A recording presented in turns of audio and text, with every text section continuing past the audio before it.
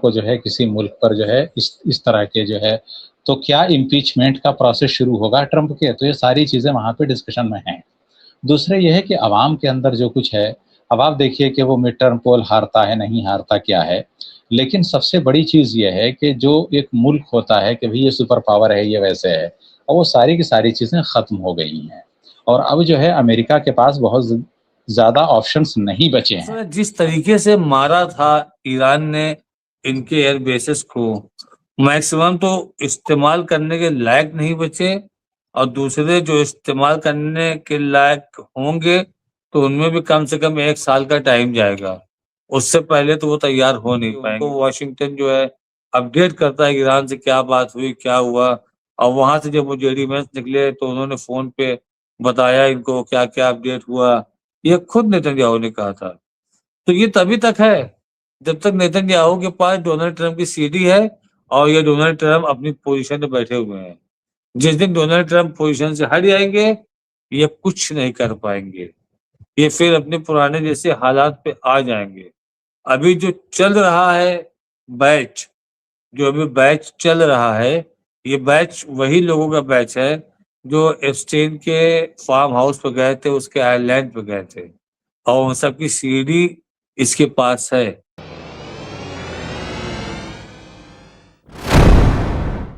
बातें हो रही हैं, लेकिन एक बात तो तय थी कि जो हम लोग बार बार कह रहे थे अब्दुल वाहिद साहब की अमेरिका किसी तरीके से निकलना चाहता है इस वॉर से, किसी तरीके से बचना चाहता है, क्योंकि देखिए जो भी उसके हरबे हो सकते थे, जो भी वो कर सकता था वो सब कर लिया, वो सब कर लिया।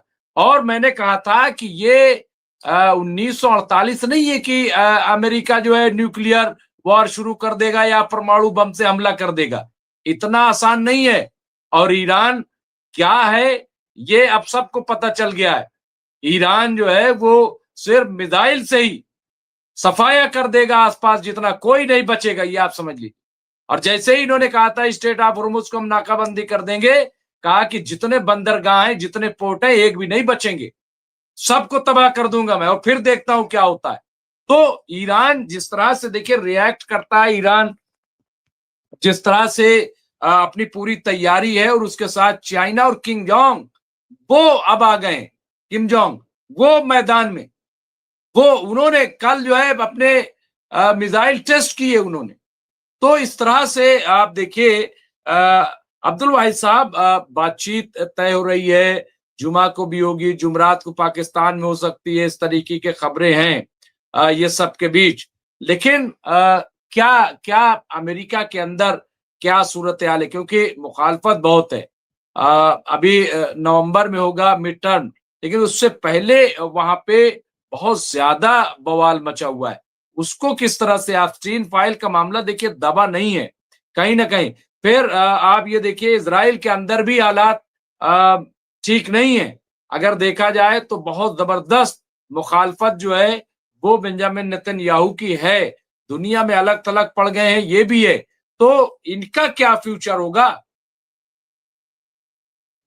और साथ में अपडेट भी अपनी इंक्लूड कर। जी देखिए, ऐसा है कि जहाँ तक ट्रंप की बात है तो कांग्रेस के अंदर पहले ही जो है बहुत सारी मीटिंग्स वगैरह हुई हैं उनकी, और इवन जो फॉरेन अफेयर्स कमेटी है कांग्रेस की, जिसके अंदर रिपब्लिकन और डेमोक्रेट्स दोनों के हैं मेंबर्स वगैरह, तो उसके सामने कई बार पेशी हुई है। ट्रंप एडमिनिस्ट्रेशन के जो भी लोग हैं इनका कई बार पीटर हैग्स गया है, उसके अलावा और भी लोग गए हैं।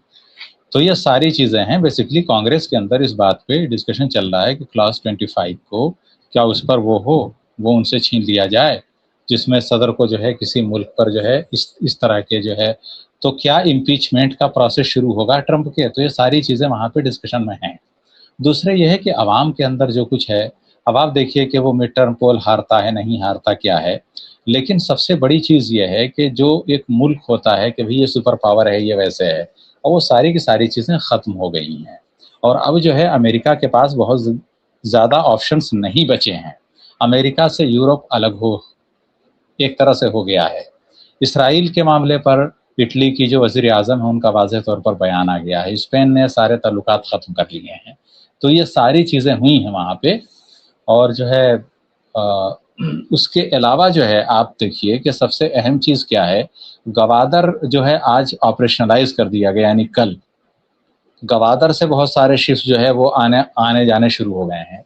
दूसरे ये कि ये जो कैस्पियन सी है जिसको बोलते हैं दुनिया की सबसे बड़ी झील, तो ये रशिया को जोड़ती है ईरान से, उसमें अज़रबैजान और उधर आसपास के बहुत सारे ममालिक आते हैं। तो अब आप सोचिए कि वहाँ से भी जो है ईरान को बहुत सारी रसद मिल रही है रशिया से। ईरान को न्यूक्लियर वेपन बनाने की ज़रूरत ही नहीं है, ईरान को सिर्फ बोलना है और जहाँ से वो चाहेगा वहाँ से 10-20 न्यूक्लियर जो है आर्सेनल उसको मिल जाएंगे और 1-2 ही जो है इसराइल के लिए काफ़ी है। तो उसके लिए जो है ये सब बोलना कि नहीं भाई ईरान ने बना लिया है, ईरान ने न भी बनाया हो लेकिन उसको ज़रूरत नहीं है बनाने की, सिर्फ वो बोल देगा तो उसके पास आ जाएंगे। आपको मालूम होगा कि जो साबिक सदर हैं रूस के, दिमित्री मेदवेदेव, उनका जो है आज से 6 महीने पहले भी बयान आया था। उन्होंने बोला था कि ईरान ने हमसे कहा नहीं है, वरना और उसके अलावा उनके एक उनका जो है एक और था स्टेटमेंट कि ईरान को दूसरे लोग भी प्रोवाइड करा सकते हैं न्यूक्लियर वेपन। तो व्हाट डज इट मीन, मतलब क्या है इसका? तो इसका मतलब यह है कि ईरान को ज़रूरी नहीं है कि वो खुद ही न्यूक्लियर वेपन डेवलप करे, बहुत सारे मालिक हैं जो उसको प्रोवाइड करा सकते हैं। तो ये जो है, तो ईरान वैसा नहीं है कि वो जो है पंगु बन जाएगा ये सब। दूसरे जो है, तो ये सारी डेवलपमेंट जितनी आ रही हैं, और दूसरी सबसे बड़ी चीज़ ये है, देखिए चाइना को लेके एक मिसकंसेप्शन डेवलप हो रहा है पूरे उसमें कि नहीं चाइना आ जाएगा, रशिया टेक ओवर कर लेगा। नहीं, देखिए क्या है कि इतनी सारी खामियों के बावजूद आज भी बहुत सारे लोग अपने बच्चों को चीन और रूस पढ़ने नहीं भेजते। गरीब लोग भले ही भेजते हों, लेकिन जो भी थोड़ा बहुत जो है पढ़ा लिखा आदमी है, तो आज भी चाहता है कि उसके बच्चे को उसमें ऑक्सफोर्ड लगे, कैम्ब्रिज लगे, हार्वर्ड लगे, इनकी डिग्रीज आएँ। उसके अलावा बहुत सारा सिस्टम जो है यूरोप ने बनाया था अपने डार्क एज से, उन्होंने बहुत सारी चीज़ें सीखते हुए। वो कहीं न कहीं उनके अंदर एक छटपटाहट है कि भाई हम जो है इतना सब कुछ किया हमने, हमारी वो कौन-सी पॉलिसीज़ रहीं। तो अब वहाँ भी एक तरह से एक आइडिया डेवलप हो रहा है कि वो लोग अपनी पॉलिसी को रिविज़िट करें, दोबारा उस पे वापस आएँ, कि एक रूल बेस्ड वर्ल्ड ऑर्डर दोबारा उस वे में जाए। अच्छा, चाइना और रशिया के साथ ये है कि ये एक तरह से माशी पावर हो सकते हैं, मिलिट्री पावर हो सकते हैं, लेकिन क्या कल्चरली उतने अपीलिंग हैं इंडियंस के लिए, या फिर अरब वालों के लिए, या फिर ईरान, या फिर किसी और के लिए? तो ये कल्चरली उतने अपीलिंग नहीं है। तो होगा ये इस वक्त जो कुछ जो है सिनेरियो बन रहा है कि फॉर ए टाइम बीइंग सऊदी अरब हो या फिर और जितने ममालिक हैं, या फिर इंक्लूडिंग ईरान वगैरह, इनका एक कोलेबोरेशन चाइना से हो जाए, लेकिन ये लॉन्ग लास्टिंग नहीं होगा। ड्यूरेबल कब होगा? जब रीजनल लेवल पर ये अपने सिक्योरिटी का कोई सिस्टम जो है डेवलप करेंगे, और जिसकी तरफ ये सारे मुल्क तेजी से बढ़ रहे हैं, जैसे पाकिस्तान की मिलिट्री है। और इवन जो है तुर्किया का पहले तो एक बयान आया वहाँ के सदर से मंसूब कि भाई जो है तुर्की जो है अटैक करेगा इसराइल पर और ग्राउंड फोर्सेस उतारेगा, इस तरह की धमकी। बाद में रजब तैयब एर्दोगान अपनी बातों से फिर गए, मतलब वहाँ के जो है वजारत खारजा का बयान आया कि वहाँ के राष्ट्रपति ने ऐसा कोई बयान नहीं दिया है। लेकिन जो वजीर खारजा हैं हाकान फिदान, उनका फिर बयान आया कि इसराइल हमेशा एक दुश्मन की तलाश में रहता है, और उसने एक दुश्मन जो है गढ़ लिया है, और वो दुश्मन तुर्की है ईरान के बाद। तो ये जो है चीज़ें हैं, और जाहिर है कि बहुत ही सीरियस कंसर्न है। और ऐसा नहीं कि इसराइल जो है लेबनान तक सीमित रहेगा, वो सीरिया में भी आगे बढ़ेगा। तो एक डायरेक्ट क्लैश जो है तुर्की के साथ भी होना है। लेकिन अब ये है कि वो कब होता है, कैसे होता है, क्या इसराइल उसका मुतहम्मिल होगा, कैसे होगा, तो ये बहुत सारी चीज़ें अभी। लेकिन उसमें यह है कि अभी देखना होगा, अभी अमेरिका या इसराइल अब इस पोजीशन में नहीं है कि वो किसी ऐसे मुल्क पर अटैक कर सकें, या दोबारा ईरान के खिलाफ कोई मिस एडवेंचर इसराइल करने की कोशिश करे, क्योंकि अब जंग जो है इसराइल को भारी पड़ेगी, और इस मरतबा ईरान अगर कुछ यूज़ करेगा तो भयंकर चीज़ें यूज़ होंगी। तो ये जो है चीज़ें हैं उसके अंदर, और ये सारे लोग उसको, तो अब जो है बातचीत के अलावा कुछ और नहीं बचा है जी। और इसीलिए जो है इस बात के इम्कानात हैं कि इस्लामाबाद में नेगोशिएशन का दूसरा राउंड शुरू होगा बहुत जल्द। जी मुमताज भाई।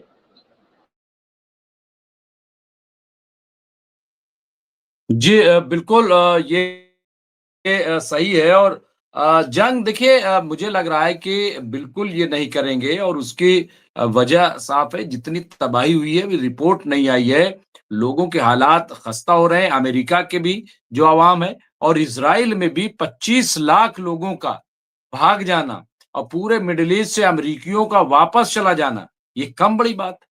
जो सुपर पावर समझ रहा है अपने आप को, वहां अपने लोगों को ये कह देना कि साहब अपने अपने खर्चे से और जैसे तैसे आ जाओ, हाँ, और लाखों लाख लोग जो है चले गए, तो इसका इम्पैक्ट नहीं होगा ऐसा नहीं है, बहुत बड़ा इसका इम्पैक्ट है। और ये कि हम साबित करने पे लगा हुआ है, जैसे जुआरी होता है ना, तो एक बार हारता है तो सोचता है अब की जीत लेंगे, अब की जीत लेंगे। क्यों सब कुछ उसका गिरवी हो जाता है, क्यों वो सब कुछ बेच करके कंगाल क्यों होता है, वो यही ना, इसीलिए कंगाल वो होता है ना, क्योंकि उसको लगता है कि अब की दांव, अब की दांव। अब अच्छी खासी बात हो रही थी, अब वजह चाहे जो भी रही हो सकता है एक वजह ये भी जो मैं बार बार कहता हूं कि नेतन्याहू का प्रेशर, नेतन्याहू की अदालत में सुनवाई थी, मामलात बड़े संगीन थे, ऐसा नहीं था, और वहां जाकर के ये दे दिया था कि अभी हालात जो है ठीक नहीं है और ये लीजिए, एक एफिडेविट दे दिए, और उसके बाद फिर तो कुछ भी हो सकता है, क्योंकि नेतन्याहू ने तो बाकायदा बयान दे दिया है कि पल पल की अमेरिका जो हमें रिपोर्ट दे रहा है। तो इस तरह की चीजें हैं। राशिद साहब कहाँ रुकेगा, देखिए ईरान का बहुत क्लियर है। अब ईरान ने कह दिया कि भाई 10,000 फिलिस्तीनियों को आप छोड़िए, फिर हम आपके पायलट्स और जो भी है वो हम आपको दे देंगे, इससे कम में समझौता नहीं होगा। तो अगर इजराइल अपने मिशन की तरफ, ग्रेटर इजराइल कह लीजिए, जो बढ़ रहा है, तो मेरे ख्याल से ईरान भी बढ़ रहा है। ऐसा तो है नहीं कि ईरान खामोश बैठा हुआ है। हमारे यहाँ लाइट थोड़ा चली गई है, देखिए मुमताज भाई, अभी जो आपने हमको एक न्यूज बताई है पायलट वाली, अगर ऐसा कोई पायलट इनके पास है तो उसके लिए शर्त रखने से पहले उस पायलट का वीडियो रिलीज कर देंगे, ताकि ये पूरी दुनिया देख ले कि डोनाल्ड ट्रम्प बता रहे थे कि हमने 27 टीम बनाई और ऐसा किया वैसा किया, इधर से गए उधर से घुसे, उठाया लेके चले आए, तो वो चीज तो झूठ साबित हो जानी चाहिए। तो सबसे पहले वो वीडियो रिलीज करेंगे। जब तक देखिए वीडियो रिलीज नहीं होगा तब तक कोई सही मानेगा भी नहीं। तस्वीर जो है, तस्वीर जारी की है, तस्वीर के साथ ये कहा है, IRGC ने जारी किया है। अभी मैं इसकी और तस्दीक कर लूंगा, लेकिन इस तरह की खबरें आ रही हैं और इनके पायलट इनके कब्जे में, ये तो सब जानते हैं, क्योंकि 2 पायलट इन्होंने जो बड़े बड़े वादे किए थे हमने छुड़ा लिए हैं और ये कर लिए हैं, कुछ भी ऐसा नहीं इनके कब्जे में बाकायदा है, ऐसा नहीं है। तो अब अभी और इसका आप क्लियर करेंगे जी राशिद साहब। तो अब ये बहुत जरूरी है जानना और सबको बताना कि डोनाल्ड ट्रम्प ने जो इतने बड़े बड़े डायलॉग डिलीवरी की थी कि हमारे हॉलीवुड की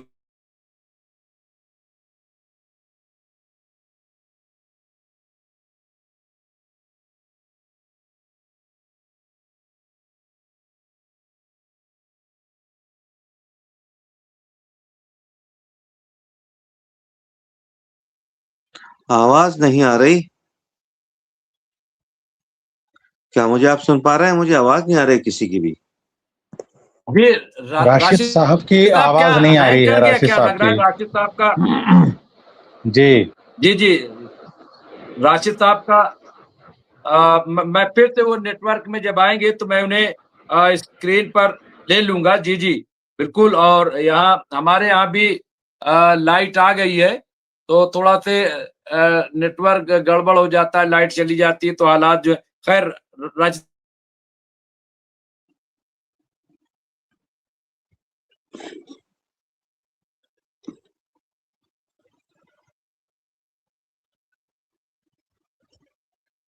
जी,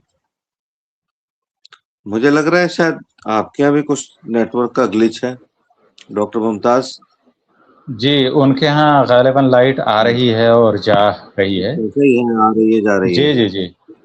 बहरहाल डॉक्टर साहब, आपके जो भी पॉइंट्स हों प्लीज बताएं आप उसमें कि क्या है और क्या है, सिनारियो जो कुछ आप देख रहे हैं रीजनल के, क्या जो है किस तरफ जा रहा है रास्ता ये?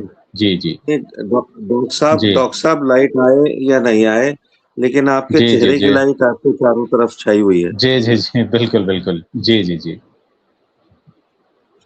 अच्छा राशिद भाई, कंटिन्यू रखें आप बात को अपने। जी जी जी जी तो देखिए, हाँ तो देखिए जो जो हालात बनाया इन्होंने, एक बताया कि हमारी टीमें गई जा करके हॉलीवुड की फिल्मों की तरह उतरी और लेकर के चली आई और ये लोग कुछ कर नहीं पाए, तो वो चीज ओपन हो जाएगी, इनकी साख को बट्टा लगेगा। एक चीज ये होगी। दूसरा, जिस तरीके से मारा था ईरान ने इनके एयर बेसेस को, मैक्सिमम तो इस्तेमाल करने के लायक नहीं बचे, और दूसरे जो इस्तेमाल करने के लायक होंगे तो उनमें भी कम से कम 1 साल का टाइम जाएगा। उससे पहले तो वो तैयार हो नहीं पाएंगे कि उसको यूज कर सकेंगे। दुनिया जानती थी कि ईरान इतना मजबूत देश नहीं है, अमेरिका जब चाहेगा जितना चाहेगा तबाही करेगा। तो वो हैरत नहीं है कि ईरान कितना तबाह हुआ है, दुनिया को हैरत ये हो गई कि अमेरिका को किसने तबाह किया है। अमेरिका की आज पूरी जो थीम है, ईरान ने चेंज करके रख दी है। ईरान ने अब इजराइल और अमेरिका को खाली एक कटघरे मिला के पूरी दुनिया के सामने खड़ा कर दिया है। आज दुनिया को सोचने को मजबूर कर दिया है ईरान ने कि अमेरिका सिर्फ और सिर्फ कागज का शेयर था, इसको जब चाहो जहां चाहो जैसे चाहो आप पीट सकते। और वैसा किया भी ईरान ने।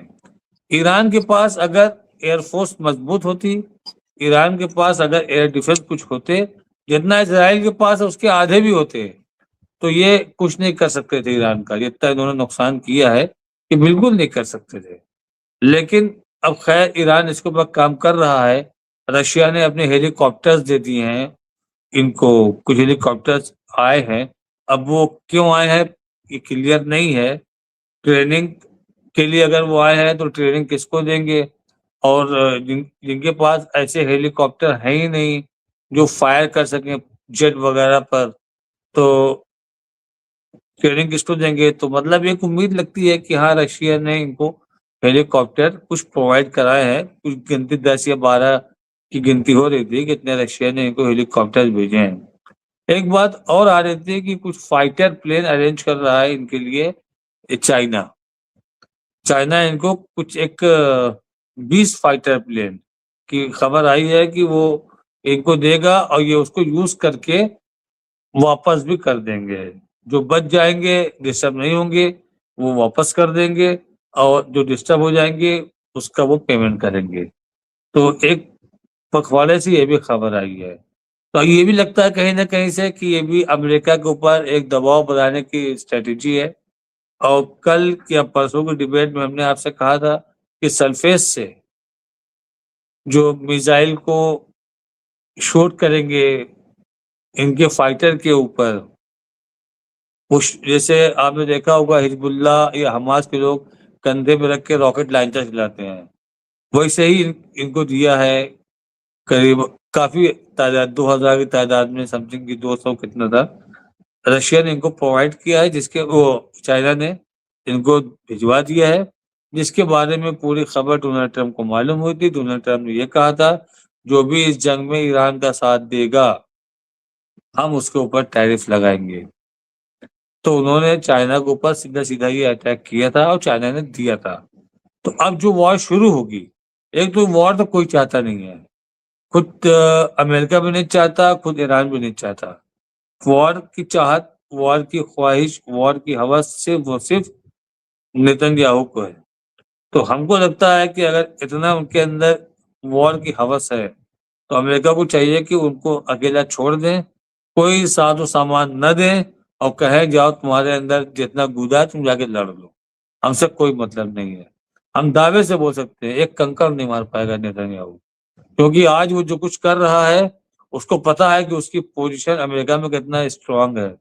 आपने शुरू में बताया था कि वो बताता है कि उनको वाशिंगटन जो है अपडेट करता है ईरान से क्या बात हुई, क्या हुआ। और वहां से जब वो जेडी वेंस निकले तो उन्होंने फोन पे बताया इनको क्या क्या अपडेट हुआ। ये खुद नेतन्याहू ने कहा था। तो ये तभी तक है जब तक नेतन्याहू के पास डोनाल्ड ट्रंप की सीडी है और ये डोनाल्ड ट्रंप अपनी पोजीशन पे बैठे हुए हैं। जिस दिन डोनाल्ड ट्रंप पोजीशन से हट जाएंगे ये कुछ नहीं कर पाएंगे, ये फिर अपने पुराने जैसे हालात पे आ जाएंगे। अभी जो चल रहा है बैच, जो अभी बैच चल रहा है, ये बैच वही लोगों का बैच है जो एप्स्टेन के फार्म हाउस पे गए थे, उसके आइलैंड पे गए थे, और उन सबकी सीडी इसके पास है। अभी जो नई जनरेशन आ जाएगी, जैसे जेडी वेंस है, जेडी वेंस की कोई सीडी कोई फोटो नहीं है नेतन्याहू के पास, तो जेडी वेंस इसकी बात के सामने नाचेंगे नहीं। और जेडी वेंस अगर देख लेंगे, पता पाएंगे कि उनके पेंटागन में, वॉशिंगटन में कुछ ऐसे ऑफिसर्स है जिनकी नाम एप्स्टेन में आया है, उन सबको वो उस पोजीशन से भी हटा देगा। जेडी वेंस नहीं चाहता है कि वो ब्लैकमेल किया जाए, लेकिन उसकी मजबूरी जेडी वेंस की ये है कि वो कहीं पर भी सिग्नेचर कर नहीं सकता, उसकी साइन मानी नहीं जा सकती, और जो साइन करना है वो प्रेसिडेंट डोनाल्ड ट्रंप को करना है। इसलिए वो भी हाँ में हाँ मिला करके खामोशी से अपना एक ब्राइट फ्यूचर के बारे में सोच रहा है, जो कि अब बहुत ही मुश्किल नजर आ रहा है। डोनाल्ड ट्रंप का इम्पीचमेंट हो भी जाएगा तो भी जेडी वेंस ही बनेंगे प्रेसिडेंट, लेकिन वो ऐसे प्रेसिडेंट रहेंगे जिनके पास अपने खुद के अख्तियारात नहीं रहेंगे, क्योंकि इनके अपर हाउस लोअर हाउस दोनों जगह इनकी कमियां हो जाएंगी, इनकी सीटें और कम आएंगी, ये इलेक्शन को मिड टर्म को लूज करेंगे, और कांग्रेस के ही रहमो करम पे बचे हुए 3 साल अपने ये निकालेंगे। उसके बाद जब जनरल इलेक्शन आएंगे तो फिर रिपब्लिकन आसपास जीत के नजर ही नहीं आएगी। जी मुमताज भाई।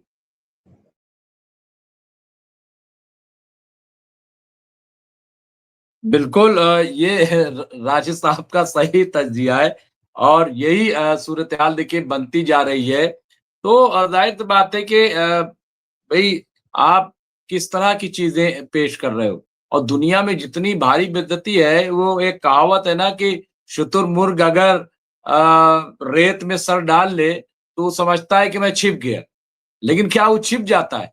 हाँ? या बचपन में हम लोग भी जब छुपते थे तो एक चादर में अपना सर लपेट लेते थे, तो समझते थे कि अब हमें कोई नहीं देख रहा है।